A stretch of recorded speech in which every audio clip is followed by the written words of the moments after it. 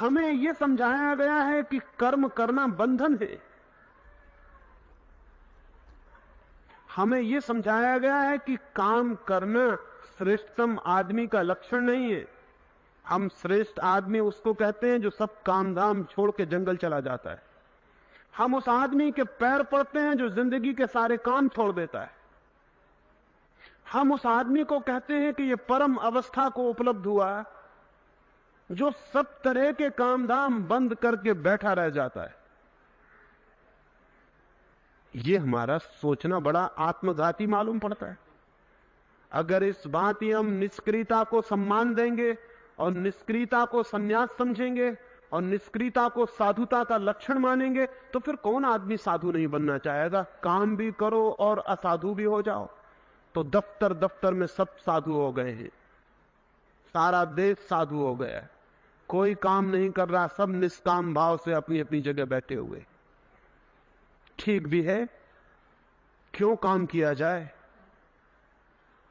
और फिर हमारी चौथी दृष्टि यह है कि काम करने वाला तो भगवान है, हम क्या कर सकते हैं। भगवान सब काम चला रहा है तो हम उसके काम में बीच बीच में बाधा क्यों दें। सब काम चल ही रहा है, आपके करने से कुछ काम होता। आप दफ्तर में बैठे रहिए, कुछ आपके करने से नहीं होता। काम तो सब चल ही रहा है, आप करिए या न करिए काम चलता रहेगा। भगवान सब काम कर रहा है, आप कोई करता है, आप कोई करने वाले हैं। ये अहंकार छोड़ दें कि आप करने वाले हैं। करने वाला भगवान है, हम तो उसके लीला के हाथ के खिलौने हैं। रस्तियां खींचता है, हमें नचा देता है, हम नाच लेते हैं, बात खत्म हो जाती। हमने एक एक व्यक्ति के भीतर कर्म करने की जो भी प्रेरणा हो उसको सब तरह से नष्ट कर दिया है। और रह गई फल की बात, तो फल कर्म करने से तो कभी मिलता नहीं, फल भाग्य से मिलता है। पता है आपको, प्रमोशन भाग्य से होता है, काम करने से होता है। कभी दुनिया में सुना है कि किसी आदमी का काम करने से प्रमोशन हुआ? कभी सुना है किसी आदमी से कि काम करने से कोई आदमी आगे बढ़ गया हो? किसी का बेटा, किसी का चाचा आगे बढ़ता है, वो भाग्य की बात है। अब बेटा और चाचा होना कोई हाथ की बात तो है नहीं। सारा काम भाग्य से हो रहा है। मैंने एक मजाक सुनी है, मैंने सुना है कि भर्तहरि ने एक बहुत बड़ा प्रयोग किया। ऐसे भारतीय लोग कभी प्रयोग करते नहीं। भर्तहरि कुछ गड़बड़ आदमी रहा होगा। भारतीय लोग कभी प्रयोग नहीं करते, एक्सपेरिमेंट करने की हमें आदत ही नहीं। वो सवाल ही नहीं, हम क्यों प्रयोग करें।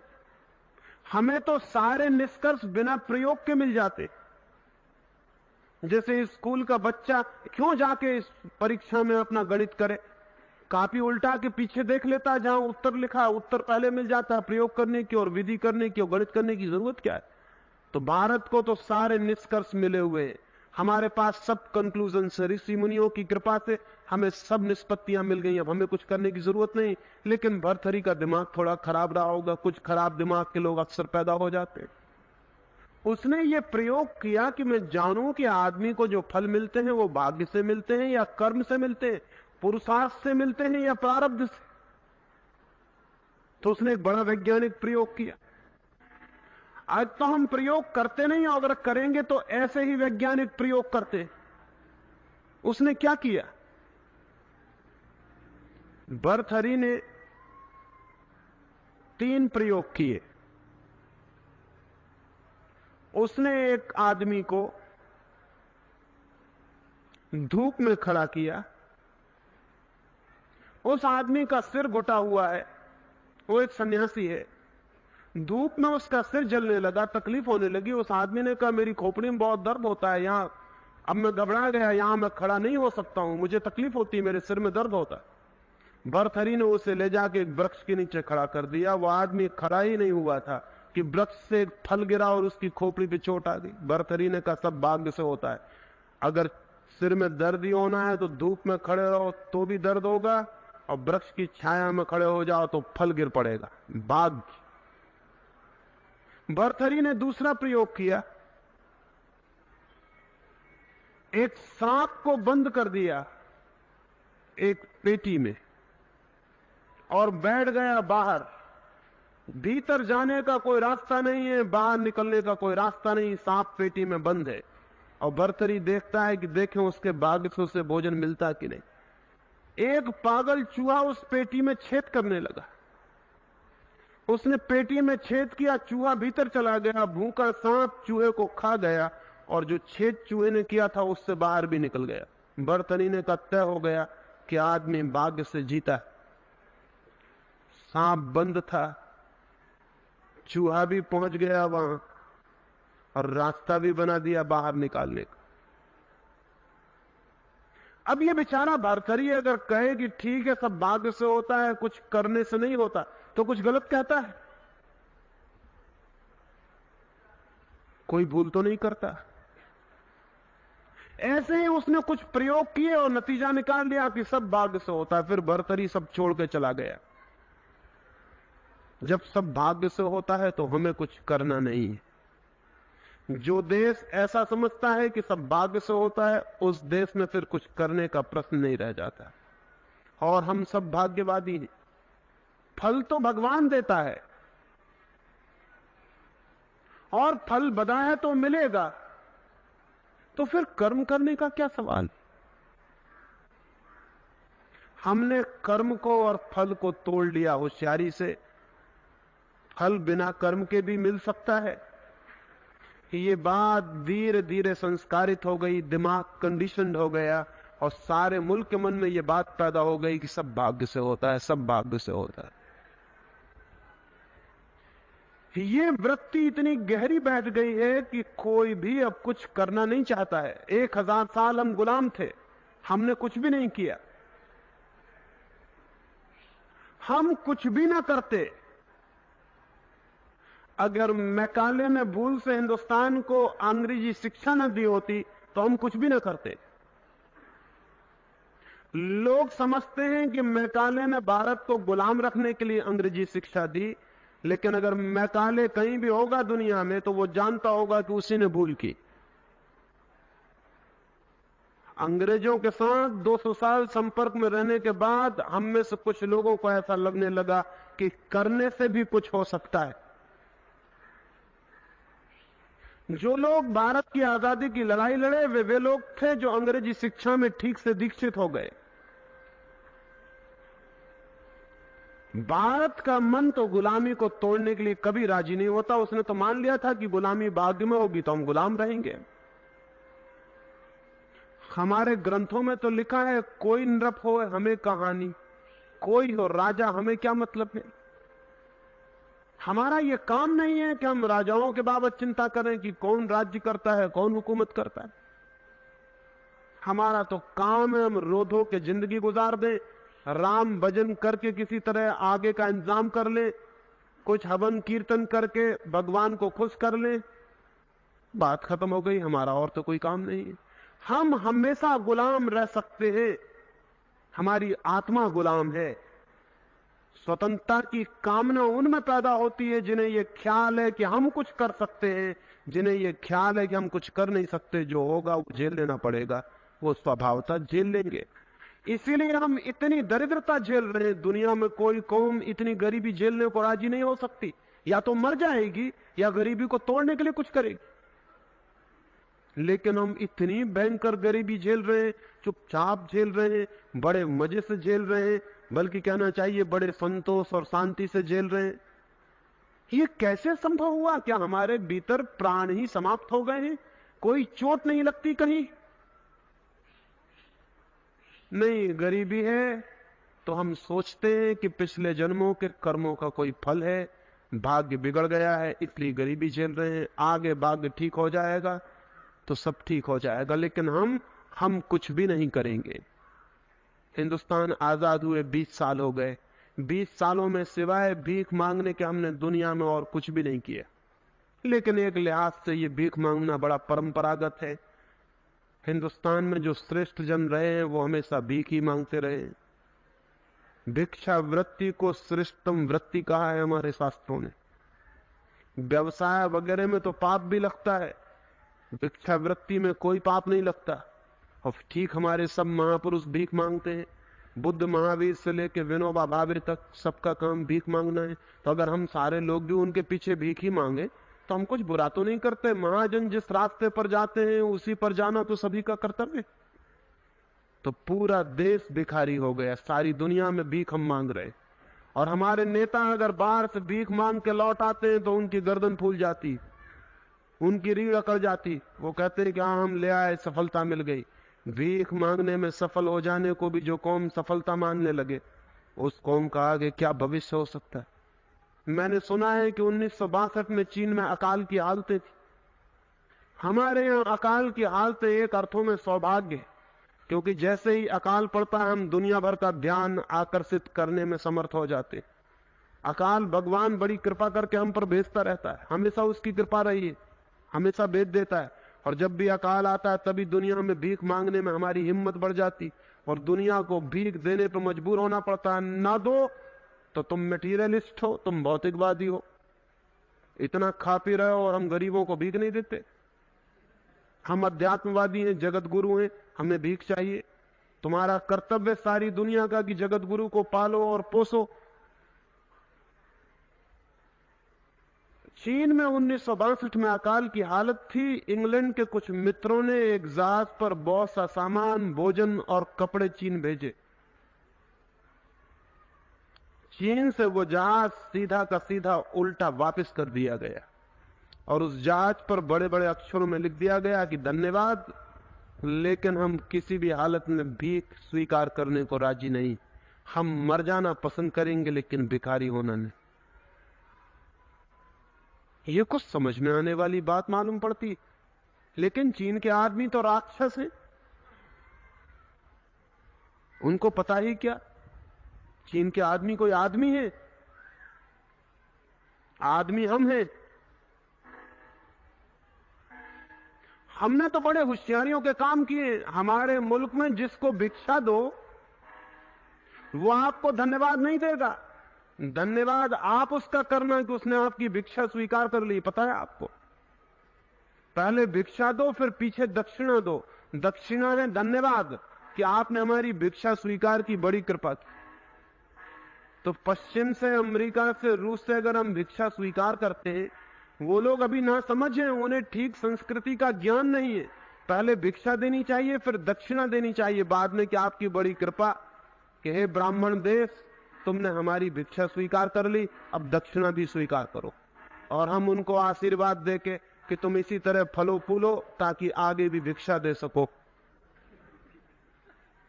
20 साल से हम सिवाय भीख मांगने के कुछ भी नहीं कर रहे और आगे भी हम इसी आशा में बैठे हुए हैं कि हम भीख आगे भी मिलती रहेगी। भीख कब तक मिलेगी? दुनिया में अब तक आदमी भिखारी थे, राष्ट्र का राष्ट्र भिखारी हमारा पहली बार हुआ है। ये अनहोनी घटना है पूरे इतिहास में। और कभी समय बेसमय कुछ सहायता मिल जाए एक बात है, लेकिन भिक्षा को वृत्ति बना लेना और उसी पर जिए चले जाना। अभी मैं एक अमेरिकी विचारक की किताब पढ़ता था, किताब का नाम है 1978 और उसने लिखा है कि 1978 में भारत में एक महानतम अकाल के पड़ने की संभावना है। ऐसा अकाल विश्व इतिहास में कभी भी नहीं पड़ा होगा। अगर सारी दुनिया ने भीख नहीं दी तो उस अकाल में हिंदुस्तान में 10 करोड़ से लेकर 20 करोड़ लोगों तक के मरने की संभावना पैदा होगी। दिल्ली में एक बड़े नेता से मैंने कहा, उन्होंने कहा 1978 अभी बहुत दूर। 1978 नेता कहते हैं बहुत दूर। नेताओं को चुनाव के सिवाय और कोई चीज पास मालूम पड़ती ही नहीं और सब चीजें दूर। 1978 दूर। और मकान में आग लग जाए तब कुएं खोदने पड़ते। 1978 से और ज्यादा क्या पास हो सकता है? लेकिन नेता कहते हैं 1978 दूर है। साधु सन्यासी कहते हैं कि बच्चे पैदा करो क्योंकि बच्चे भगवान भेजता है। तुम बच्चे पैदा करो, साधु सन्यासी समझाते हैं, क्योंकि बच्चों पर रोक लगाना बड़ा पाप है। जो आत्माएं जन्म लेना चाह रही उन्हें तुम रोक सकते हो, भगवान जानता है। और साधु सन्यासी समझाते हैं कि जो चोंच देता है वो चून भी देता है, जो मुंह देगा वो रोटी भी देगा।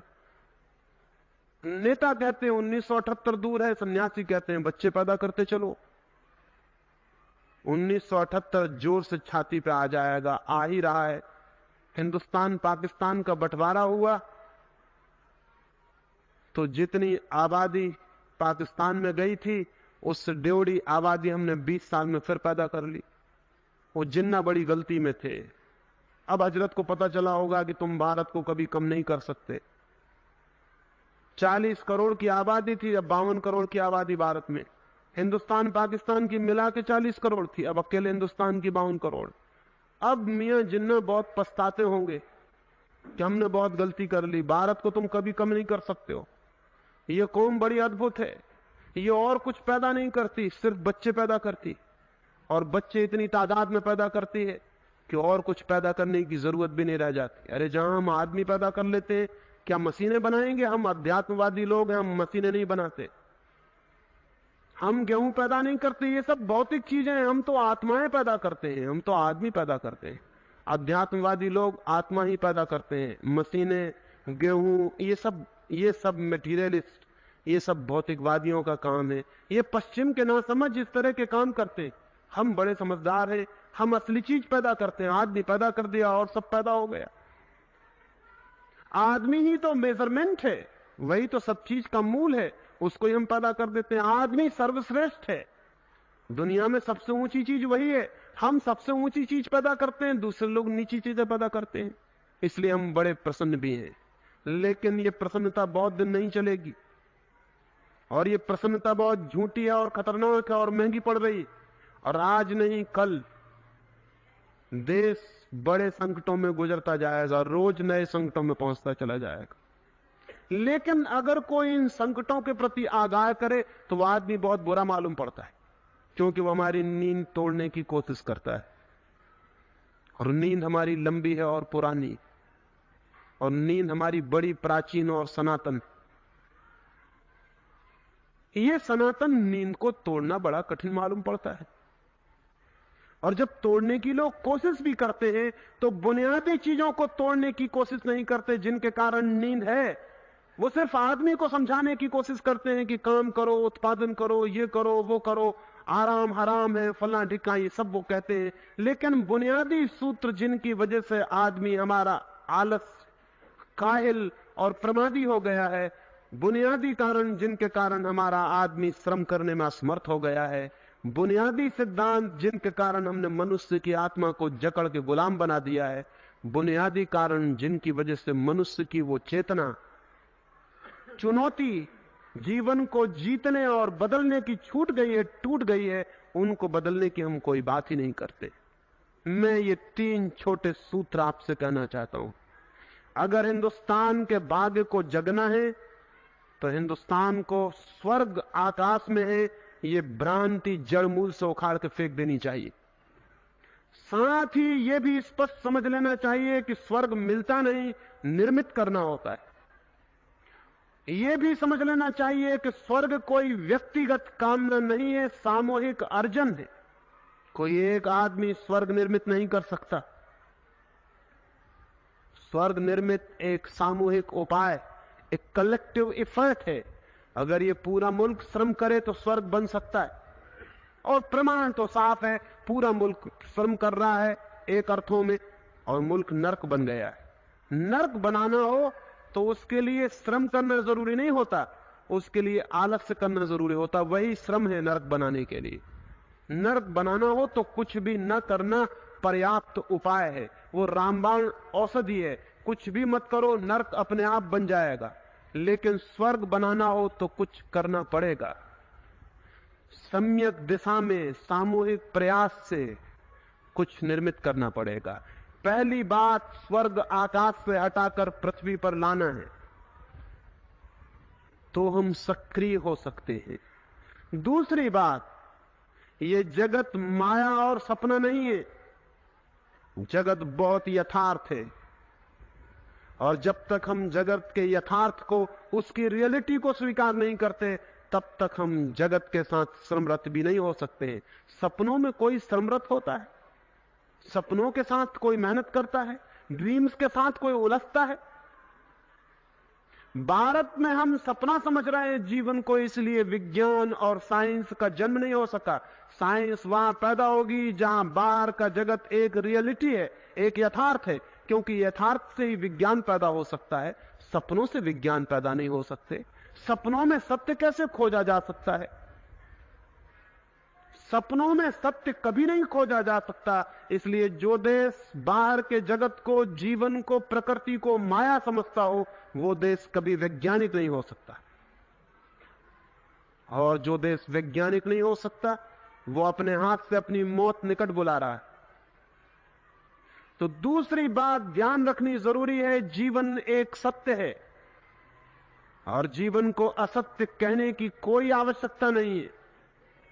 और कितना ही हम चिल्लाएं कि जीवन असत्य है, जीवन असत्य नहीं हो जाता। जीवन को असत्य कहने से सिर्फ हम पंगु, नपुंसक हो जाते हैं और कुछ भी नहीं होता है। हम इम्पोर्टेंट हो जाते हैं। और भारत एक इम्पोर्टेंसी में, एक नपुंसकता में हजारों साल से गुजर रहा है। लेकिन जितने हम दीनहीन होते चले जाते हैं, उतना ही हम जोर शोर से शोर मचाते हैं कि हम महान देश हैं, धार्मिक देश हैं, जगत गुरु हैं, धर्म भूमि है, फला है, ढिका है। ये सब कमजोरी के लक्षण। कमजोर आदमी अपनी कमजोरी छिपाने के लिए उल्टी बातें दोहराना शुरू कर देता है। भिखारी अक्सर सपना देखते मिलेंगे सम्राट होने का।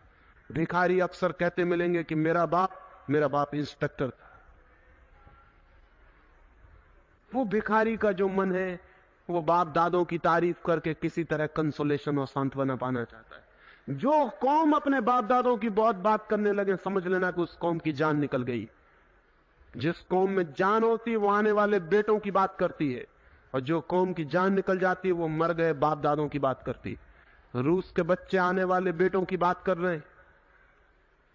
रूस की पीढ़ी आने वाले बच्चों पर आंख लगाए हुए, आशाएं उनकी बड़ी हैं, चांदारों पे बस्तियां बसाने के इरादे हैं। और हम रामलीलाएं देखते हैं और याद करते हैं अपने बाप दादों की कि कभी कोई थे, बड़े प्यारे थे राम। लेकिन रामलीला ही देखते जाना बहुत खतरनाक सिद्ध हो सकता है।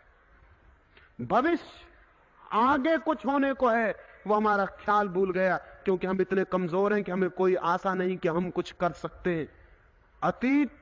अतीत हो चुका, भविष्य होना है। और जो कौम पीछे की तरफ ही देखती चली जाती और बाप दादों की याद किए चली जाती, वो कौम भविष्य को निर्माण करने का हक खो देती है, पात्रता खो देती। तो जरूरत है इस बात की कि हम ये भूल जाएं कि हम बहुत बड़ी कौम हैं, बहुत बड़े देश हैं। हम नहीं हैं। हम हो सकते हैं, लेकिन होने के लिए कुछ करना पड़ेगा। सिर्फ नेताओं के भाषण से ये नहीं होगा। जिस देश में बहुत भाषण होने लगे, समझना चाहिए उस देश ने करने की क्षमता खो दी। जो लोग कुछ नहीं कर पाते, फिर एक ही बात रह जाती है कि बातचीत करके मन को बहलाएं। फिर एक ही रास्ता रह जाता है, हम बातचीत कर लें और खुश हो लें। जब कोई प्रशंसा करता है कि महान देश है, तब हमारी छाती फूल जाती थोड़ी देर को, और हम बड़े खुश होकर घर लौट जाते हैं कि बड़े महान देश में हम पैदा हुए, तो हम भी बड़े महान। लेकिन इस तरह की नासमझियों, इस तरह के झूठे सांत्वनाओं से देश आगे नहीं बढ़ सकता है। तो दूसरी बात ध्यान रखनी जरूरी है कि बाहर का जो जगत है वो उतना ही सत्य है जितना भीतर का जगत। अकेले भीतर के जगत के सत्य होने की जो बात करेंगे, वो समाज धर्म तो पैदा कर लेगा, लेकिन विज्ञान पैदा नहीं कर पाएगा। धर्म शांति दे सकता है, शक्ति नहीं। शक्ति विज्ञान देता है, विज्ञान शांति नहीं दे सकता। लेकिन निशक्त आदमी की शांति का भी कोई अर्थ नहीं होता। शांति के बाहर अगर शक्ति का साथ ना हो, शांत आत्मा के पास अगर शक्तिशाली व्यक्तित्व ना हो, तो ये शांत आत्मा भी बहुत जल्दी गुलाम बना ली जाएगी। इस शांत आत्मा को जीने का हक नहीं मिल सकता। जीवन एक विराट संघर्ष है। उसमें भीतर एक शांति चाहिए जो कभी कपती ना हो, और बाहर एक शक्ति चाहिए जो पराजित ना होती हो। बाहर कोई शक्ति नहीं, बाहर माया है, बाहर सपना है, बाहर एक झूठ है। उस झूठ में कैसे शक्ति पैदा की जा सकती है? दूसरा सूत्र है, बाहर के यथार्थ का अंगीकार चाहिए। बाहर को यथार्थ देने की क्षमता चाहिए, बाहर के यथार्थ की स्वीकृति चाहिए। और तीसरी बात, भाग्य नहीं, भाग्य बिल्कुल नहीं है। भाग्य जैसी कोई चीज नहीं है। वो जो हमें भाग्य जैसा मालूम पड़ता है वो हमारे सामूहिक पुरुषार्थ का फल है, लेकिन एक एक व्यक्ति को वो भाग्य जैसा मालूम पड़ता है। एक व्यक्ति बहुत छोटा है, समूह बहुत बड़ा है, जगत बहुत बड़ा है। उस जगत में एक एक व्यक्ति की शक्ति बहुत छोटी है। सारे जगत के उपक्रम के बीच वो अकेला आदमी कई बार हार जाता है, नहीं सफल हो पाता, सोचता है हार गया, भाग्य विरोध में आ रहा है। भाग्य विरोध में नहीं आ रहा। विराट उपक्रम है जगत का। उस विराट उपक्रम में आप अकेले नहीं है कि जो आप करना चाहें वही कर ले। बहुत बार आप नहीं भी कर पाएंगे, क्योंकि हजारों और क्रॉस करंट से जो आपके मार्ग से गुजर रही हैं, उन सबको ध्यान में रख के कुछ करना पड़ेगा। लेकिन अगर समूह तय करे तो भाग्य को बदलना बहुत आसान है। समूह तय करे तब तो भाग्य को बदलना बहुत आसान है। लेकिन समूह कैसे तय करेगा जब एक एक व्यक्ति ये मानता है कि भाग्य निर्धारित है? तो फिर बहुत कठिन हो जाता है। भारत के मन से भाग्य को बिल्कुल हटा देना है, तब भारत का मन मुक्त होगा, सक्रिय होगा, कुछ काम करने में लगेगा। और हम कुछ काम करेंगे तो हमें विश्वास आएगा कि काम से कुछ होता है। जब हम काम नहीं करेंगे तो विश्वास आता ही चला जाएगा कि भाग्य से ही कुछ होता है। हजारों साल से काम नहीं कर रहे तो भाग्य की धारणा गहरी से गहरी और मजबूत होती चली गई। एक विशियस सर्किल है, एक दुष्ट चक्र है। कुछ नहीं करते, फिर कुछ होता है तो भाग्य मालूम पड़ता है। फिर कुछ करते हैं छोटा बहुत, थोड़ा बहुत बेमन से, नहीं होता तो भाग्य मालूम होता है। नहीं, भाग्य इसलिए है कि हम पुरुषार्थी नहीं है। हम पुरुषार्थी होंगे तो हम भाग्य को जला डालेंगे, खत्म कर देंगे। देश के मन में पुरुषार्थ की एक तीव्र आकांक्षा पैदा करनी जरूरी है। और एक एक व्यक्ति जिम्मेवार नहीं है, हमारा पूरा समाज जिम्मेवार है। इसलिए एक एक व्यक्ति को दोष देने से नहीं चलेगा और एक एक व्यक्ति को सुधार करने की बात से भी नहीं चलेगा।